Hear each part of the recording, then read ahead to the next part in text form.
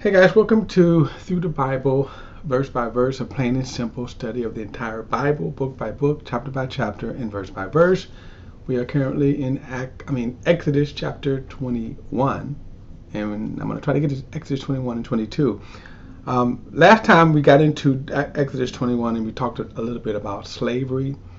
So I'm going to go through and just read some of the laws that Moses is going to prescribe. And remember, these laws or explanations or further breaking down of really what the Ten Commandments laws were.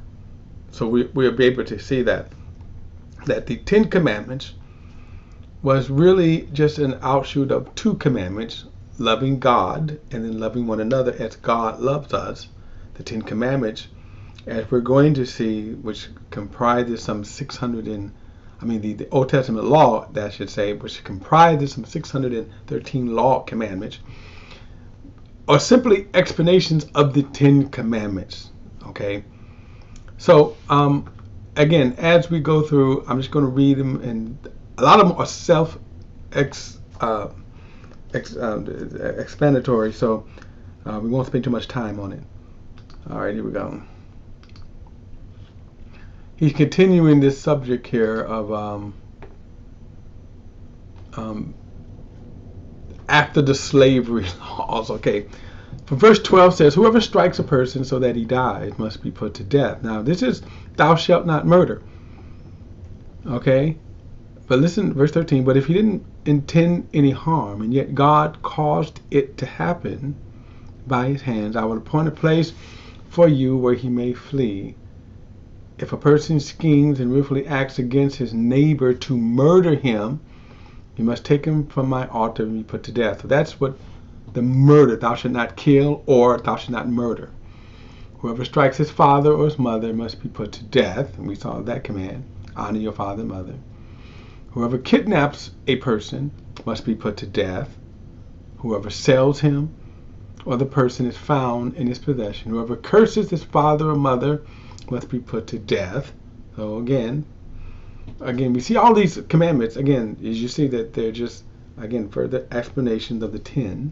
Verse 18, when a man quarrels with one and strikes the other with a stone or his fist, and the injured man does not die but is confined to a bed, if he can later get up and walk around outside leaning on his staff, then the one who strike him will be exempt from punishment. Nevertheless, he must pay for his work time and provide for his complete recovery. Now, if it sounds familiar, he has some of our laws, injury laws, that you can get sued for.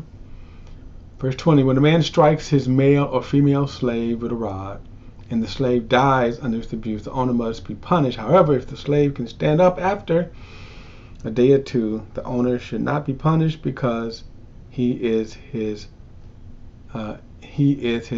owner's property. Yes. Ooh. Okay. I'm going to move on because I explained this, but again, it's just hard. Verse 22. When a man gets into a fight and hits a pregnant woman so that the children are born prematurely, there is no injury.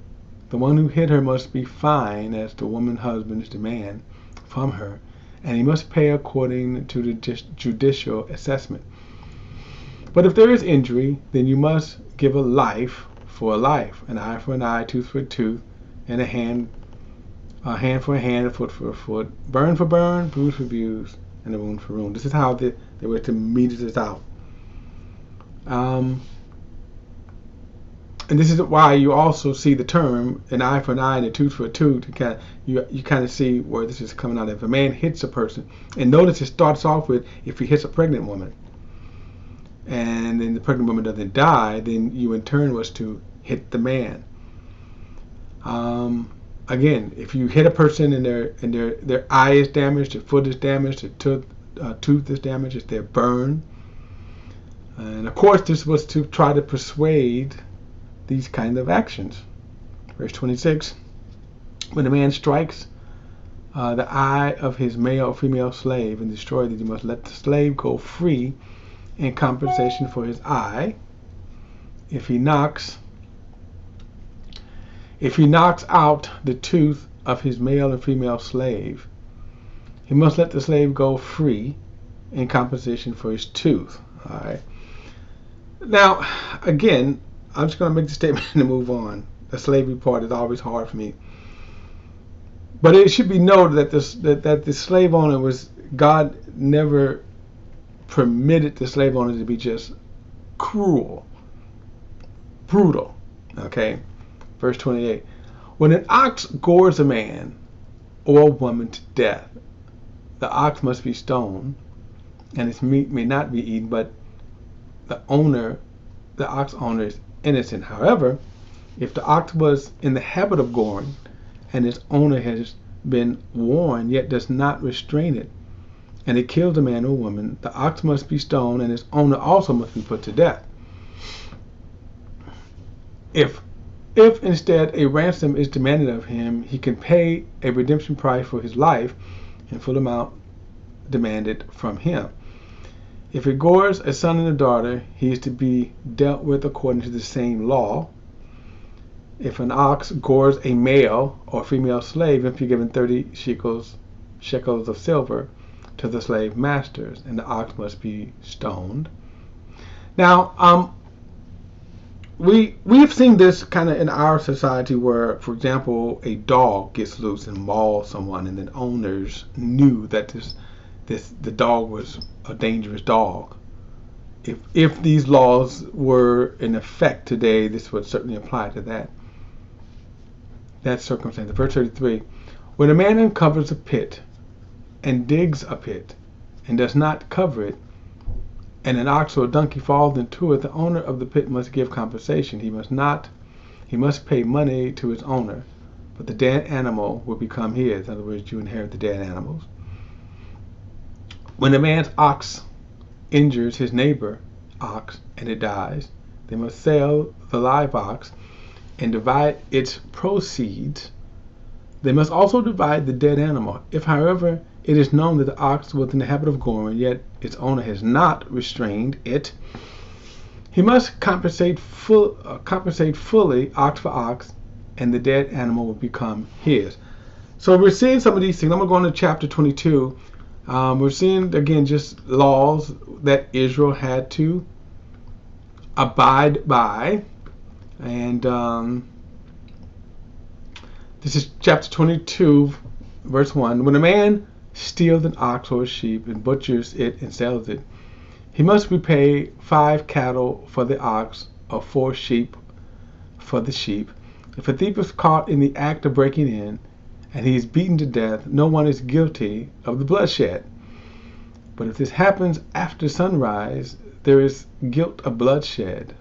A thief must make full restitution. If he is unable, he is to be sold because of his theft.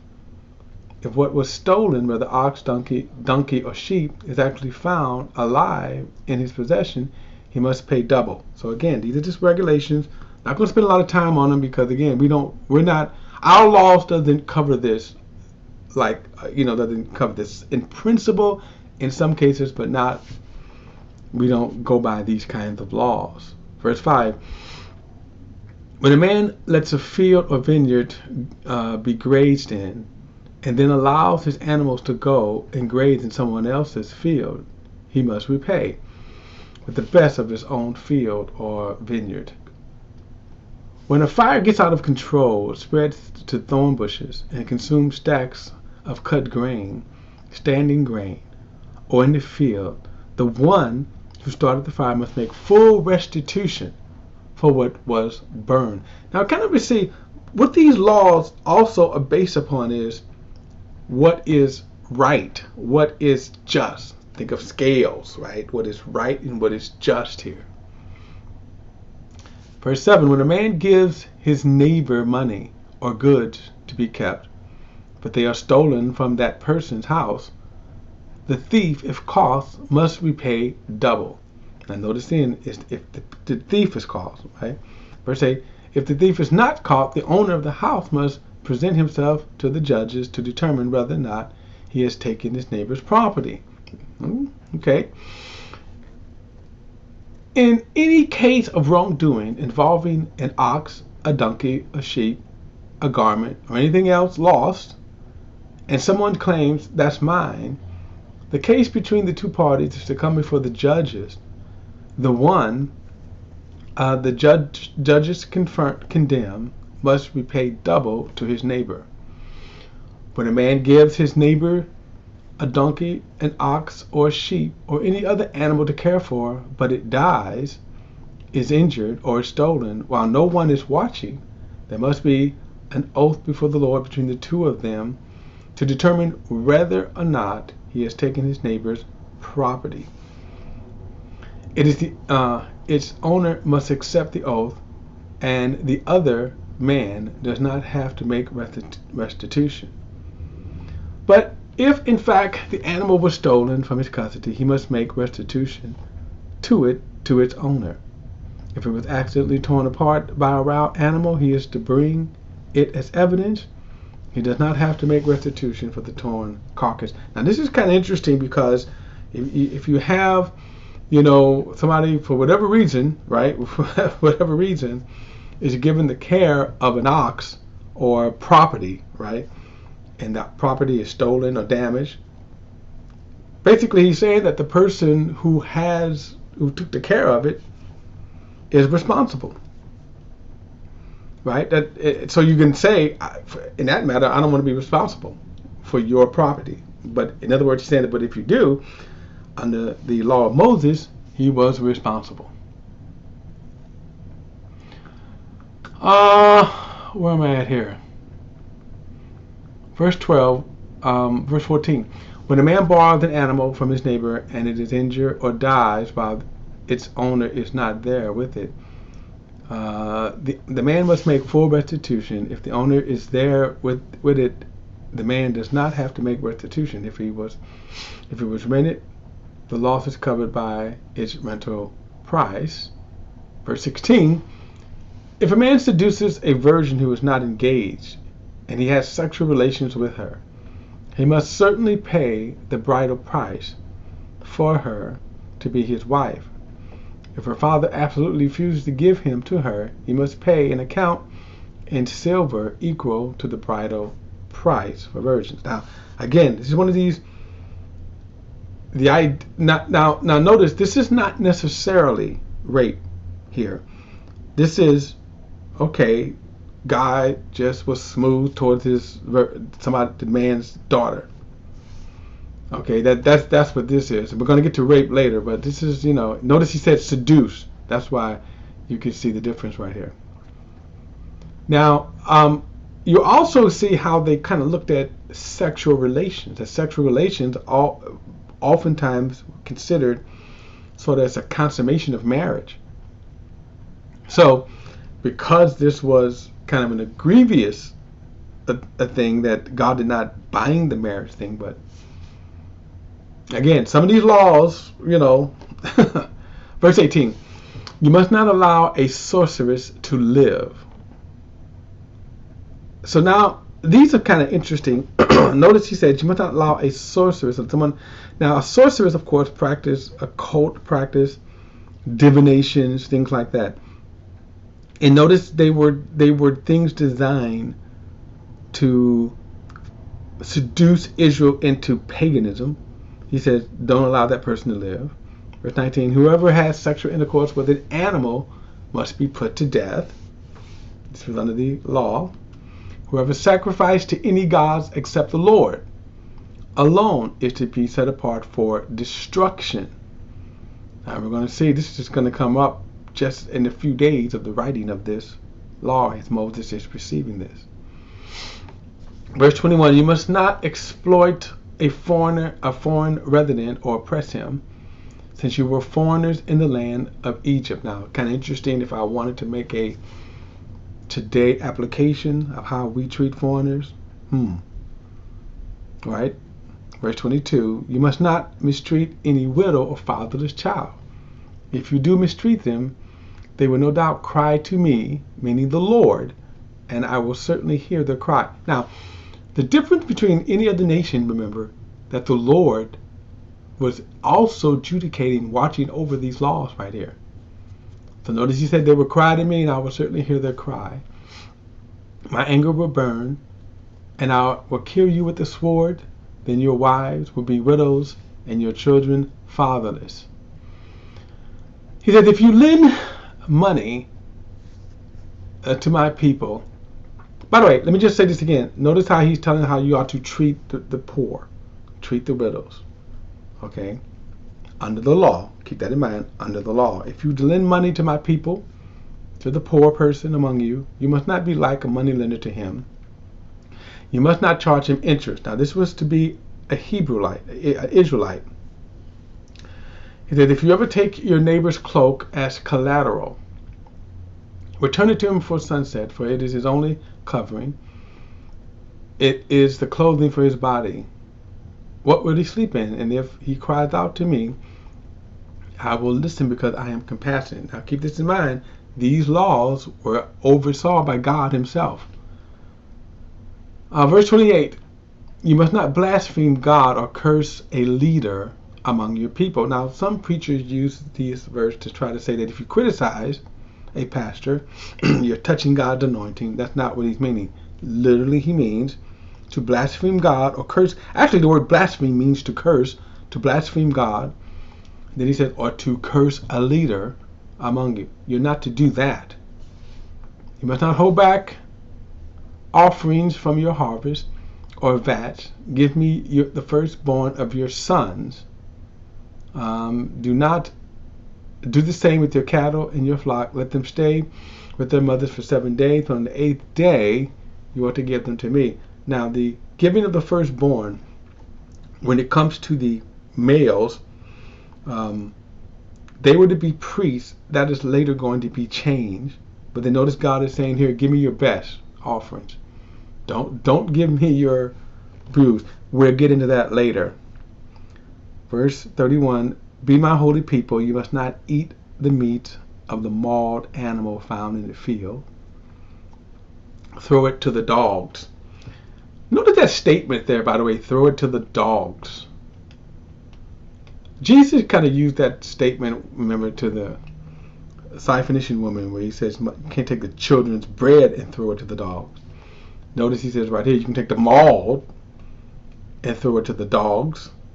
Okay, now by the way, this word dogs here literally mean dogs. Alright, literally mean dogs. Alright, now again we're gonna pick this up in chapter 23 next time. And again, just kind of going through these laws. These were laws for Israel. We should keep that in mind. There are some moral / and then righteous aspect to these laws. We should keep them in mind that they are specifically for the nation of Israel. That, for example, America cannot apply this. Now, a lot of people try to say that, you know, our laws were based upon Levitical laws. No, they weren't. No, they were not, as you can see right here. And then secondly, remember that had Israel follow through with this, and they won't, okay, again, as literally as they are in the meeting, I mean, as God is giving Moses these laws here, Israel is going to make the golden calf. They're going to violate it majorly, okay? But had they not, then remember, there are statements where God said, I will, if they cry unto me. So had Israel did that, and by the way, it was never designed, it was never going to work out that way. But had it, then you would have had this society where the laws of Israel were dictated to by God, watched over by God, okay? And then righteousness and justice would have prevailed. Like I say, the slavery bit, ooh. And then even notice how even they said some of the way that the women were treated. Okay. Again, that's another one of those things there. All right, guys, chapter 23 in the next study. I'll see you then.